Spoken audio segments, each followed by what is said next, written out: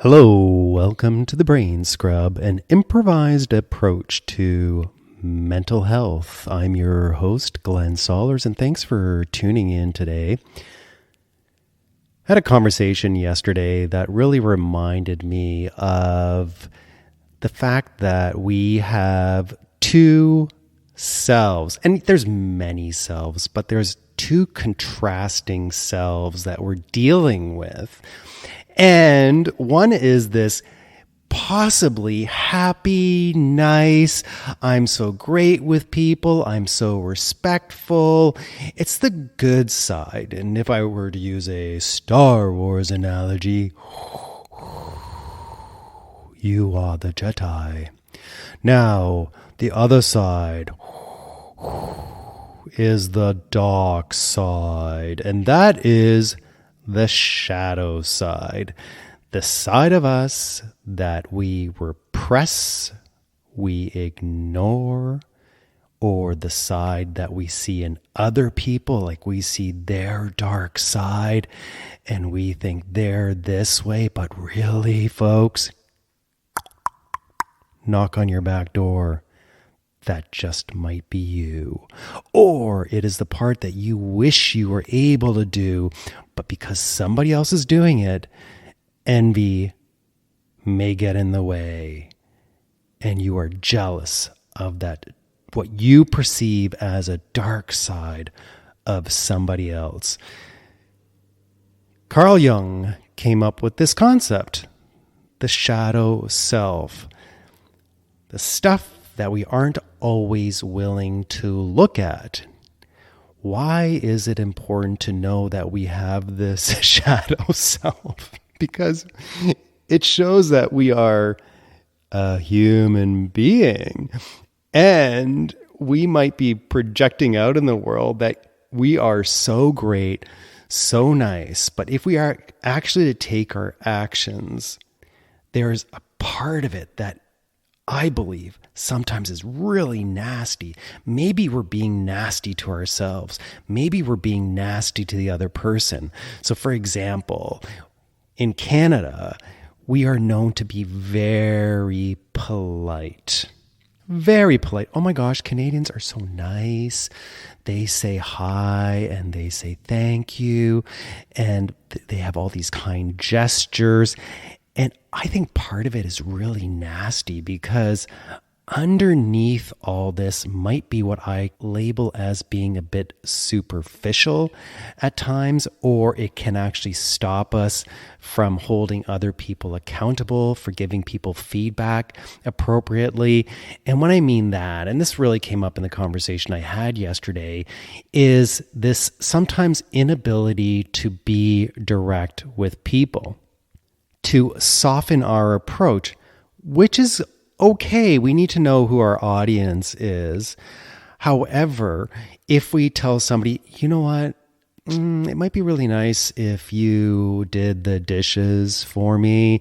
Yeah, that'd be really nice. Does that sound like a shadow side, or does that sound like a very assertive, I'm very sure of myself, I can be direct with you side? And that's what I mean about the shadow self. There is something really underhanded with that, and we may not know it until somebody brings it up to us. That actually is not a healthy approach, but it happens in organizations all the time. It happens in family systems. It happens with kids. We have a softer, gentler approach at times, which is okay to have. However, what are we really hiding? Maybe it is fear. It might be the shadow self, that you're fearful of them not liking you. So maybe the shadow self is, I'm not worthy of love. Or maybe you really want to be direct and to the point with them, and that might be perceived for you as that would be angry and disrespectful and unfriendly. And Why do we see things that way? Versus just saying to somebody, I need you to do this now. And if not, when will you do it? Versus sugarcoating things.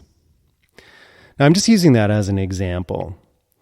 We all have this shadow self, this repressed side of us, or the side that we intentionally hide from ourselves and others, which is okay to do.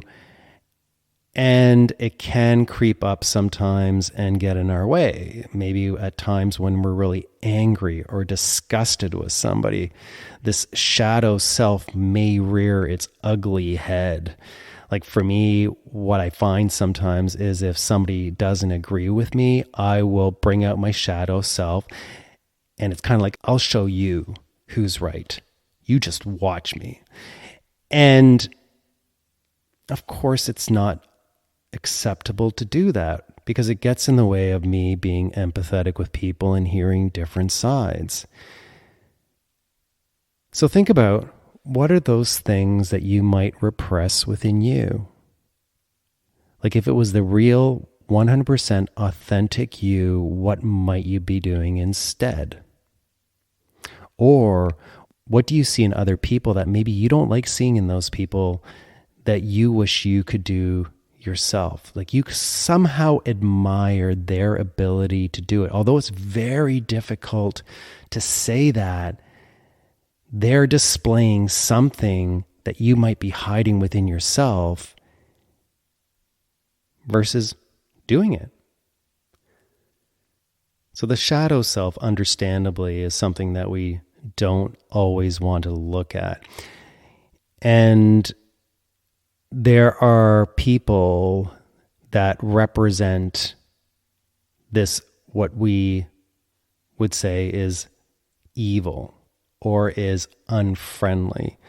And there are certain political leaders like that, that they have this nature about them that is very off-putting and is not appropriate for political use. However, it's easy for us to look at them and say, wow, you are not doing the right thing. But if we were to take a step back and say, do I ever do that? Do I ever lie to people? Do I ever talk down to people? Do I ever demand things from people? Do I ever not consider my consequences? Do I ever do things that are important to me and not to other people? Do I push my agenda? And I could go on with a list of questions there, and chances are we do some of these things, or we have done some of these things. And then when we recognize it, we instantly label somebody a certain way, that they're this, forgetting that we also have a bit of that in us. And that is our shadow self. And when we do this kind of thing, we are projecting. So projecting is projecting our shadow self onto other people and then saying they're the problem. Projecting also is our good qualities. If you go up to somebody, as an example, somebody that you really admire, you have a great relationship with them, and if you were to list all their strengths and why they are great individuals, okay, so you're listing all that stuff down. What are all their attributes? Chances are, when you are with them and sharing that, if they were to repeat the same thing back to you, the same attributes would apply. And that just means that the goodness I see in others is the goodness I have within myself. The evil I see in others is the evil I have within myself. I've spoken to some people and they completely disagree with this. And that might be your shadow self speaking. We all have a tiny bit of evil in us. That's just being a human. Every animal on this planet has that instinct or that part of them that we need to survive. And in order to survive, if I go back thousands of years, even today, we kill things to survive. We're killing the planet to survive. We're killing animals to survive. We are fertilizing our vegetables and our crops, which is killing sometimes the farmers, which is slowly killing ourselves, which is leading to more disease. That is the shadow self at play. The evil side that we try to hide and repress and say, no, we're not that. But we are that. One of my bosses once told me a long time ago, because he is a staunch environmentalist, and I am so happy he is. He said, Glenn, do you travel? Do you take a plane? I said, yes, I do. And the reason he brought this up was I said to him that I strongly believe in saving the planet. But I do this. And therefore, that is just another example of our shadow playing out. It's kind of like, screw you, world, I'm going to do it anyway. But then we can act all nice and all justified, and I am the best thing, and I am so nice to people, and I'm so friendly. And I would state, in my opinion, you are likely that. You're likely very friendly. However, if we suppress that part of us,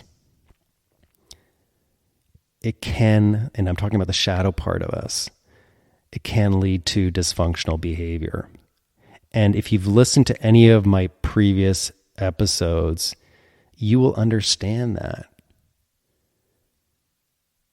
that it can cause stress. It can cause mental health issues. It can cause anxiety, because if I'm out there trying to please everybody all the time and I'm making it up to me, then it eats away at us, and it eats away at our own securities and our own self-love and our own happiness. If I put other people in front of me, I am discounting myself.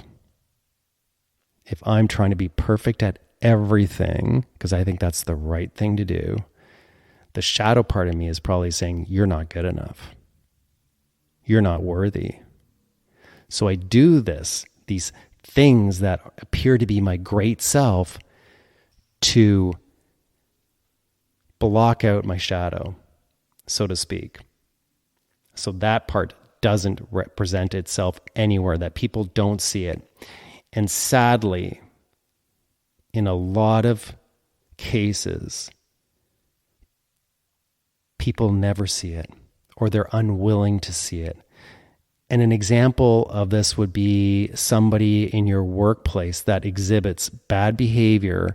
They don't seem to get it, but their bad behavior is impacting other people, but nobody's saying anything.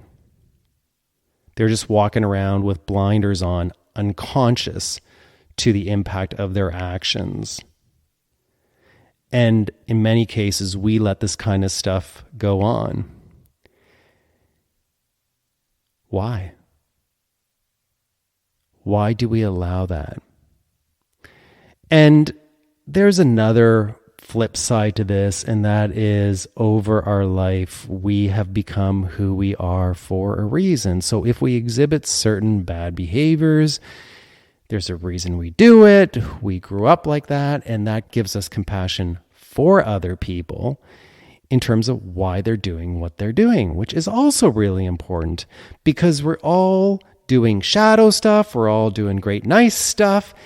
We're a mix of everything, and we're all different. But what I would want people to do, or my ask of people, is to not instantly criticize somebody else for their behaviors, because those behaviors may likely be embedded somewhere in us, and either we're hiding it, or either we do it sometimes, or either we wish we would do it sometimes, but we don't. And if we can start recognizing the shadow side, I believe it's going to lead to more peace in this world. I believe it's going to lead to more connection with individuals. This chance to seek to understand why somebody did something versus instantly finger pointing at them and disregarding them. Because it leads to treating people like objects and not natural human beings, where we need to have both sides of ourselves to actually survive in this world. And if we don't spend the time to really understand what is my so-called evil side, the dark side, it can be very hard to feel authentic, balanced, at peace. Rather, we may feel righteous, we may feel anger, we may feel resentment, and that's not good to hang on to. Because eventually, that leads to disconnection with other people or us taking actions that may seem right for us, but they're not right for others. And I have many experiences of doing that. And thankfully, I have some friends out there that are able to call me out on my shadow self. They don't use that terminology, but through conversations with them, I start understanding that the action I'm about to take is a very selfish act. And sometimes is an act of, poor me, I'm going to show you how much you're hurting me by doing this. And that's kind of the shadow self coming up and using it in an unhealthy way, which has a far-reaching impact and can lead to more pain, more suffering. So the next time, folks, you have something to say to somebody, of course, have some tact. Deal with it, though. Deal with your conflict. Resolve situations. Be direct with people in a tactful way and in a friendly way. But we don't have to ask somebody to do something and that's one thing in one hand, I want you to do this, and then in the other hand, give them a bag of candy. No, we don't need to do that all the time. We can just say, could you please do this? That's it. Direct, to the point, and void of any shadow. Folks, thanks for listening.